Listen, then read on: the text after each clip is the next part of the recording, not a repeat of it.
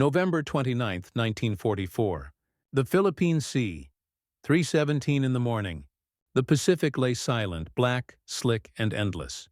The only movement came from a narrow streak of white foam, a U.S. submarine crawling just below the surface, her engines whispering through the dark. Inside, the air was thick with diesel and sweat. Every breath tasted like metal. In the forward compartment, 6 torpedoes rested in their tubes, sleeping giants of their own. They called her the USS Archerfish. At that hour, she was alone, low on fuel and nearly out of luck. The crew had spent weeks chasing shadows, stalking convoys that vanished before they could strike. They believed the war's great prizes were already gone, sunk by planes, burned by firebombs, erased before a submarine could even find them. But somewhere beyond the horizon, another ship moved, one no American sailor had ever seen. They didn't know it yet, but ahead of them sailed the largest warship ever built by human hands, IJN Shinano, the secret sister of the Yamato. And before dawn, these exhausted men would write her name into history, not with glory, but with exhaustion, instinct, and a single burst of steel. In less than 4 hours, the ocean would swallow an empire's last hope. The men of the USS Archerfish had been at sea for nearly 6 weeks, moving like a ghost through the world's largest ocean. Life inside a submarine was a constant balance between noise and silence, action and waiting. Every sound mattered. A dropped wrench could betray their position. A single cough could echo like thunder through steel. The air was heavy with oil and body heat, and the smell of machinery mixed with the faint tang of coffee gone sour. They had been trained to endure this kind of confinement, but endurance doesn't come without cost. By late November, morale was thinning. Patrol orders had taken them into the Philippine Sea, a vast hunting ground already picked clean by aircraft from fast carrier task forces. The great Japanese fleet, once feared across the Pacific, had been shattered at Leyte Gulf only weeks before. American planes now ruled the sky, and submarines like Archerfish were left to sweep the edges of a dying empire. The crew believed that nothing of value was left afloat. Whatever giants the enemy once built were either rusting on the seabed or hiding in harbor, too broken to fight. Their commanding officer, Commander Joseph Enright, had been given a second chance at command after a disappointing first patrol years earlier. For him, this voyage was redemption. But redemption at sea often depends more on patience than heroism. Each day followed the same ritual: sonar pings, periscope sweeps, empty horizons. The crew operated by routine: drills, meals, rest, each cycle turning discipline into survival. The ocean had its own gravity. It slowed time and tested faith. Across that same expanse of water, another story was unfolding. Japan had built a warship so massive that even her existence bordered on myth. She was called Shinano. Conceived as the third sister of the Yamato-class battleships, vessels once meant to guarantee Japanese supremacy. But as air power reshaped the war, her builders tore out her heavy guns and refitted her into an aircraft carrier. She displaced more than 70,000 tons, twice the weight of the biggest American carriers. Her hangars could hold nearly 50 aircraft, and her armor was thicker than any ship ever to sail. She was supposed to be unsinkable, the floating fortress that would defend the home islands from invasion. Only a handful of people in Japan even knew she existed. Her construction site at Yokosuka was sealed off, her blueprints restricted to a circle of officers sworn to secrecy. In Tokyo, war planners believed that if Shinano could reach Kure, she could serve as both repair base and mobile airfield for the defense of Japan. To the men escorting her, she was a symbol, proof that the empire still had strength left in its veins. But symbols can be fragile at sea. On the night of November 28th, as Shinano slipped from Yokosuka under heavy guard, her crew believed they were invisible. The moon was gone, the waters calm, and American patrol lines were far to the south. She was escorted by 3 destroyers and a screen of lookouts scanning the dark horizon. Her captain, Toshio Abe, trusted that speed and secrecy would protect them. Shinano could make 27 knots, fast for a ship of her size, and no submarine, he thought, could keep pace. Yet fate doesn't always move in straight lines. Near midnight, hundreds of miles south, Enright stood at the periscope, staring into blackness. He'd just decided to break off patrol and head toward Saipan for fuel when the radar operator reported a faint contact. Slow, distant, but constant. It was the kind of signal that could mean anything. A convoy, a decoy, or simply a mirage caused by the weather. But something about the echo felt different. Enright ordered the boat to surface. The crew climbed into the night air, grateful for even a lungful of cold wind. Far on the horizon, someone spotted a flicker, a faint light that disappeared as quickly as it came. They couldn't know it yet, but that was Shinano's escort, signaling in the dark. The Archerfish altered course. Engines hummed low, hull slicing through calm water. The chase had begun, though neither side yet knew the other existed. One hunted redemption. The other carried the last dreams of an empire. Below decks, sonar man William Rogers pressed his headset tighter, listening for anything unusual. A screw beat, a propeller rhythm, something larger than the sea itself. He adjusted the gain, frowned, and then smiled faintly. A low thrum pulsed through the headphones, deeper than a destroyer, steadier than a transport. He raised his head toward the control room. "Skipper," he said quietly, "something big out there." The crew leaned in. The ocean was speaking again, and somewhere ahead, a shadow the size of a city moved through the dark. For the next 6 hours, the USS Archerfish became a living instrument, every man a part of its heartbeat. The diesel engines throbbed beneath their feet, steady as a pulse, pushing the submarine north along the Japanese coast. The night was moonless, the sea smooth as glass, and visibility close to perfect. Conditions both blessed and cursed for a hunter. On the bridge, Commander Enright kept his binoculars fixed on the horizon, scanning for the faintest silhouette. The men had seen nothing yet, but the sonar told another story. The contact they had picked up was enormous. Its propeller rhythm didn't match any known merchant ship, and its screws were spaced far wider apart than a destroyer's. Enright, trying to mask the excitement in his voice, ordered the radar switched on again for a brief sweep. The green scope flickered, then bloomed. A solid, massive return appeared on the screen. It wasn't imagination. Something vast was moving east to west, maybe 20 miles ahead. The men in the control room exchanged quick glances. They didn't cheer. Submariners rarely did. Instead, a silent current of energy passed through the boat. They adjusted bearings, checked torpedo tubes, wiped sweat from their hands. Even after months at sea, no one ever truly grew used to the tension of a chase. Beneath them lay a world of cold, crushing darkness. Above them, the Empire of Japan. Somewhere in between, they had to make history or die trying.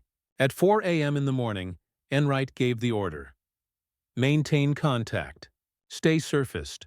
It was a risky choice. Submarines were safest underwater, but underwater they were slower and blind. On the surface they could move faster and use radar, but risked being seen. The Archerfish's engines growled at full power, leaving a faint phosphorescent trail in the Black Sea. Inside the submarine, the crew slipped into a mechanical rhythm. The torpedo room rechecked pressure seals. Navigators plotted intercept courses by hand, pencils trembling over grease paper charts. The radar operator called bearings every 2 minutes, his voice steady but tight. Numbers began to tell the story. The target speed, 19 knots. Heading southwest. Size, unknown, but enormous. Enright ran calculations in his head. Too large to be a destroyer. Too fast to be a freighter. Maybe a battleship? But all the great Japanese battleships were supposed to be gone. The Yamato and Musashi were legends, not living threats. What then was this? As dawn crept closer, fatigue set in. The men's eyes burned from lack of sleep. Coffee mugs clattered, hands shook slightly over instruments, yet no one left their post. To them, this was more than a patrol. It was the moment their training, patience, and endurance were meant to converge. Around 6 a.m., the faint outline of the target emerged through the periscope. Enright's breath caught. Even through the haze, it was colossal, its flight deck stretching farther than any ship he had ever seen. He could make out the angled bow, the sheer height of the hull, the rows of escorting destroyers slicing beside it like minnows around a whale. They were looking at a secret Japan had tried to hide from the world. But at that range, the Archerfish couldn't attack. The escorts were too close. Enright ordered the submarine to dive deep. The hull moaned softly as they descended into cooler, heavier water. Pumps hissed, gauges quivered, and the boat tilted slightly as ballast tanks adjusted. Inside, the men spoke in whispers. Above them, the ocean's pressure thickened until even breathing felt like work. The chase continued all day. Whenever Shinano turned, Archerfish adjusted course. When the Japanese escorts zigzagged to sweep for submarines, the Americans slowed and waited, using every trick they'd learned to remain unseen. For 18 straight hours they shadowed the massive ship, surfacing to recharge batteries, diving again when the destroyers drew near. No one knew when the moment would come. The sea offered no clock, only instinct. Enright spent the afternoon hunched over the plotting table tracing arcs and speed lines. He whispered to himself, "She's heading south now, closer to open water." That meant fewer escorts, fewer eyes. He could feel the opportunity approaching. By evening, the men were running on nerves and black coffee. The cook brought sandwiches no one ate. The torpedo gang cleaned and rechecked the Mark 14s for the third time, muttering about firing pins and gyro angles. These weren't perfect weapons. Every submariner knew they could fail. But they were all Archerfish had. At 9:45 in night, a new radar sweep confirmed it. The target had turned east, away from the coast, toward deeper water. Enright looked at the plot and knew what it meant. Shinano was making her final run to Kure. If she reached those waters, she'd vanish into the protection of land-based aircraft and minefields. They'd never get another shot. He ordered the engines to full speed. In the control room, the sound level rose, the thrum of engines, the hiss of air compressors, the creak of bulkheads straining under motion. Every man felt the submarine come alive beneath them. This was no longer patrol. It was pursuit. The chief of the boat, old and superstitious, murmured under his breath, "The machine's awake now," and it was true. The Archerfish was no longer just steel and gears. It was will, hunger, and fear fused into one living thing, chasing a shadow far larger than itself. Hours later, that shadow would fill their periscope and decide their fate. The sea was calm that night, deceptively calm, a sheet of black glass stretching from horizon to horizon. For the men of the USS Archerfish, that stillness felt almost cruel. Every sound aboard the submarine seemed amplified. The rattle of a wrench, the groan of the hull, the rasp of a man's breath. They were 60 feet beneath the surface now, running silently on electric motors. Above them, unseen, the Japanese carrier moved through the dark like a floating continent. By 11 o'clock, Commander Enright had the situation burned into his mind. The enemy was turning slowly, opening her escort screen. Maybe they thought the danger had passed. Maybe they were wrong. The range had closed to less than 5,000 yards. At that distance, one mistake could decide the outcome.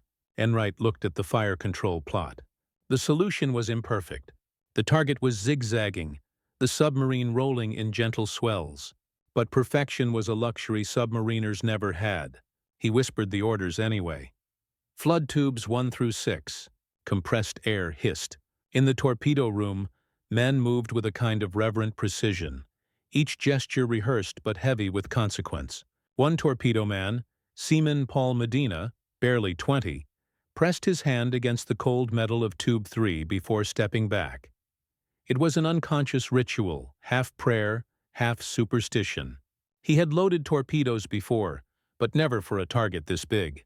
The deck plates vibrated faintly under his boots as the Archerfish steadied for the shot. Up in the control room, Enright brought the periscope to his eye. The moon had risen at last, a thin sliver breaking through clouds. Its light painted a pale stripe across the ocean. And in that stripe, a shape emerged. Even blurred by distance and mist, the carrier looked impossible. A wall of steel longer than 4 city blocks, her flight deck towering like a mountain above the escorts. He could make out planes lashed down with tarps, cranes, scaffolds, signs of a ship not yet ready for war. For a moment he hesitated. She wasn't fighting. She was fleeing. But duty leaves no room for hesitation. He lowered the scope and spoke the words that froze the room. Fire. The submarine jolted slightly. Once, twice, again and again. As 6 torpedoes left their tubes in sequence, white wakes streaming into the dark. The men waited, counting seconds by instinct. There was no sound at first, only the rhythmic ticking of the stopwatch. 20 seconds, 30, 45. Then, impact. The ocean convulsed. A low rolling boom shook the Archerfish from bow to stern. Dials trembled, light bulbs flickered. Seconds later, another detonation followed, sharper this time, then a third. The men clutched pipes and rails as the submarine rocked under the shockwave. Somewhere aft, a valve burst, spewing steam. Someone shouted, "All tubes fired, all fish running hot." Above them, the night tore open. Flames rose on the horizon, faint but growing. Orange clouds blooming against the black sky. Through the periscope, Enright saw a sight few humans would ever forget. The giant carrier listing slightly to port, smoke pouring from her midsection. Searchlights stabbed the darkness as destroyers scattered in confusion, dropping flares and depth charges into empty water. The first depth charge pattern exploded close, a thunderous series of cracks that sent dust raining from the ceiling. The Archerfish dove hard. Pumps screamed, ballast tanks filled, and the boat slid downward, deeper and deeper, until the pressure made every bolt groan. Men clenched their jaws, gripping pipes to steady themselves. No one spoke. Each explosion above them felt like the heartbeat of some angry god. For an hour the punishment went on. Charges boomed, water rushed against the hull, and the crew waited for the one sound that never came. The ripping of steel that meant the end. Somehow, miraculously, the Japanese destroyers never found them. Their sonar pings faded one by one, replaced by the deep, muffled groan of a dying ship far overhead. At last, Enright ordered the submarine to rise to periscope depth. The air was thick, warm and heavy with the smell of ozone. He wiped condensation from the lens and looked. The horizon glowed faintly red. The carrier was still there, but lower, slower, limping north. The ocean around her was littered with oil slicks and drifting debris. He turned away and spoke softly. "She's hit bad." No one cheered. No one smiled. The torpedo crew leaned silently against the bulkhead, breathing hard. They knew what those explosions meant. Hundreds of men, maybe thousands, were fighting for their lives up there, and they were the reason why. Victory at that depth felt more like survival than triumph. Enright gave the next order quietly. "Keep depth. We wait." The Archerfish sank back into darkness, engines humming low, listening to the distant thunder of a ship too large to die quickly. And somewhere above them, the ocean began to choose which stories it would let rise again, and which it would keep forever. At dawn, the horizon was gray and indifferent. The storm of the night had passed, leaving behind a quiet that felt heavier than noise. The USS Archerfish floated just below the surface, its crew hollow-eyed but alert. They had fired everything they had. Now they waited to see whether it had been enough. Far above, the wounded IJN Shinano labored northward. She was the largest ship ever built. Yet the ocean did not care. Water poured through shattered compartments, flooding lower decks faster than pumps could expel it.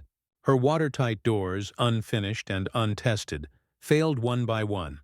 Bulkheads buckled, lights flickered, and the proud fortress that had taken years to build began to die in less than 6 hours.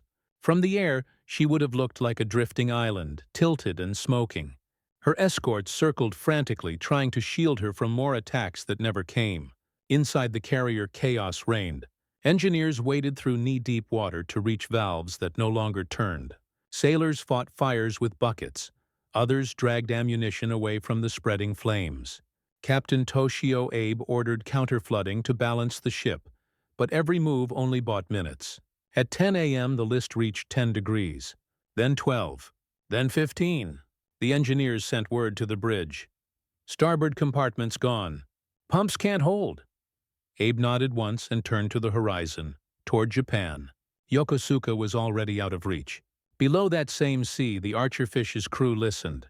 Hydrophone operators reported faint groans, metallic, rhythmic, almost human. It was the sound of a giant twisting itself apart. No one spoke for several minutes. Finally, Enright said, "Mark bearing and distance." The navigator scribbled the coordinates. When this patrol ended, those numbers would become history. It wasn't size that won that night. It was system. A 65-man submarine built for endurance had outthought a 70,000-ton colossus built for intimidation. The Mark 14 torpedoes, despite their flaws, had struck deep enough to shatter the carrier's untested design. The Japanese had rushed Shinano to sea without completing her watertight integrity. She carried workers still hammering bulkheads when she sailed. Her armor, meant to withstand shells, became a trap that kept the water in. Enright's tactics were as old as patience. He had used radar sparingly, surfaced only to recharge, and relied on sonar and dead reckoning when others would have guessed. He stalked his target for more than 20 hours without losing contact. A feat of endurance as much as calculation. It was a contest not of strength but of persistence. By noon, word filtered through Shinano's decks that the ship might not survive. A petty officer later wrote in his diary, recovered from debris days later, "The sea is flat and cruel. We built her to carry the emperor's sword, but she carries only our fear." The Americans do not fight with anger. They fight with patience. That sentence would outlive the writer. At 10:57 a.m., Captain Abe gave his final order. Abandon ship, but few could. The list was too steep, ladders too slick, lifeboats already useless. Men scrambled up the flight deck as the sea rose to meet them. The carrier rolled slowly to starboard, her enormous hull groaning like a mountain breaking. The Archerfish heard it before they saw it. A deep, booming collapse that rolled through the water and up their hull. For a moment the pressure gauges jumped, then steadied. The hydrophones went silent. Enright looked around the control room and said simply, "That's her." Silence filled the compartment. Some men bowed their heads. Others stared blankly at their instruments. No one celebrated. They knew they had just watched the end of something vast. Not just a ship, but an idea. The belief that size alone could command the ocean. When the Archerfish surfaced hours later, oil slicks and wreckage stretched for miles. A few life rafts bobbed among the debris. Enright ordered the boat to keep its distance. Surfacing to rescue survivors would expose them to air attack. The war's logic allowed no sentiment. They stood on the bridge in the morning light, watching smoke drift across the water. In less than 20 hours, the world's largest warship had gone from secret to myth. The log entry that day was brief. Engaged enemy carrier. Fired 6 torpedoes. 4 hits observed. Target sank. No flourish, no exclamation point. Just numbers, bearings, and the quiet precision that defined the modern war. They realized then what the Japanese diary had captured in simpler words. Courage could not outfight computation. By the time the USS Archerfish turned for home, the men aboard were running on fumes and adrenaline. They had spent the better part of 2 days submerged, half suffocating in recycled air and diesel fumes. The electric batteries were nearly drained, their food was stale, and their nerves were frayed to the edge. Yet no one dared to rest. Enright ordered them to keep silent running for another night, just in case any Japanese aircraft were hunting the source of the disaster. When they finally surfaced, the world above felt alien. The morning sun was sharp, the air crisp and salt-heavy. The horizon was clear, empty, endless. Somewhere far behind them the Shinano lay broken under the sea, her vast hull already being claimed by silence. The men stared back at that horizon for a long time, saying nothing. They had seen nothing of her crew's final moments. Only the distant glow of burning oil, then darkness. For submariners, victory came without witnesses. There was no flag raised, no photograph, no roar of applause. Just the dull click of a pen in the logbook. The Archerfish's crew gathered in the mess deck, sipping lukewarm coffee, their faces expressionless. Even the torpedo crew, usually loud and irreverent, sat quiet. It wasn't guilt exactly, but something deeper. The awareness that their success meant the loss of more than 1,000 men. In the control room, Enright wrote his report with a steady hand. Target sunk at 10:57 hours. Estimated displacement 70,000 tons. Probable carrier. He paused, stared at the page, then added nothing more. When the submarine finally reached Guam, the news traveled faster than the boat itself.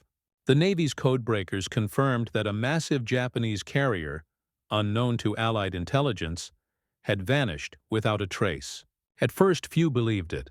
A submarine sinking the largest ship ever built? It sounded like exaggeration, maybe even mistake. But the data held. Debriefs and intercepted Japanese transmissions confirmed the impossible. The Shinano had gone down with more than 1,400 men aboard, less than 10 days after she was commissioned. For Enright, the confirmation came quietly. An officer from headquarters handed him the report, then simply said, "You did it." There was no ceremony, no grand announcement, just a handshake and a few claps on the back from men who understood what the words truly meant. That night, as the Archerfish's crew lined up on deck for their first full breath of fresh air in weeks, someone muttered, "She was the biggest thing afloat." Another answered, "Not anymore." They laughed softly, but it didn't sound like joy. In the weeks that followed, the sinking of the Shinano became a footnote in the broader storm of war. American bombers leveled cities. Carrier groups swept the seas clean of resistance. The Archerfish's victory was dwarfed by the scale of everything else collapsing around it. But among the men who had been there, the memory stayed sharp. Not for what they destroyed, but for what they witnessed. They had seen the ocean swallow the last illusion of invincibility. In Japan, news of Shinano's loss was kept secret for months. Only a handful of surviving officers knew the truth, that the Empire's greatest ship had never fired a shot. She had sailed for barely 16 hours before meeting her end. To them, the sinking was more than military failure. It was prophecy. If the greatest could fall so easily, what hope remained for the rest? The Archerfish, by contrast, was now the most successful submarine of its patrol group. But the men didn't feel like heroes. On their next deployment, they went back to sea as if nothing had changed. Same bunks, same drills, same steel walls pressing in. They had learned what victory looked like beneath the waves, quiet, invisible, and lonely.